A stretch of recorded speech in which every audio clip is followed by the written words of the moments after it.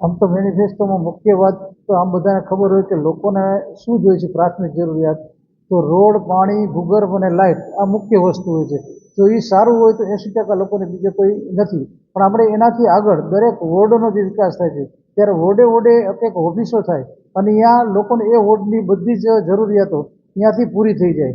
દરેક વોર્ડની અંદર બાગ બગીચા અને બાળકોને રમવા માટે, વૃદ્ધોને બેસવા માટે અને લાઇબ્રેરી જે છે એ બહુ અગત્યની વસ્તુ છે.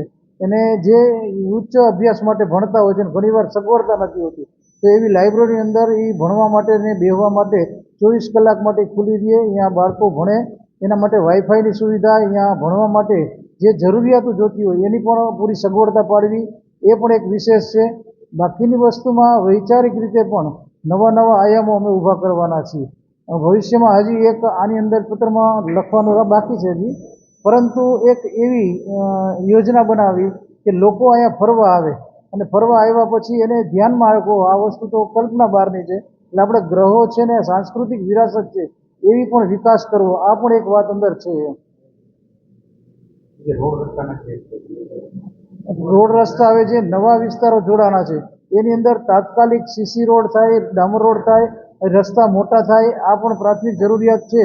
એ ઝડપથી આ બધી જ વસ્તુઓ છે એ ઝડપથી પૂરી થાય એ અગત્યનું છે. ઘણીવાર એવું થતું હોય કે અત્યારે કીધું પણ ક્યારે થાય, 2 વર્ષે થાય, 3 વર્ષે થાય, 4 વર્ષે થાય, આ સંકલ્પ છે. પણ અમારો સંકલ્પ સૌથી એલો છે કે સમયમાં પૂરી થાય એ બહુ જરૂરી વસ્તુ છે.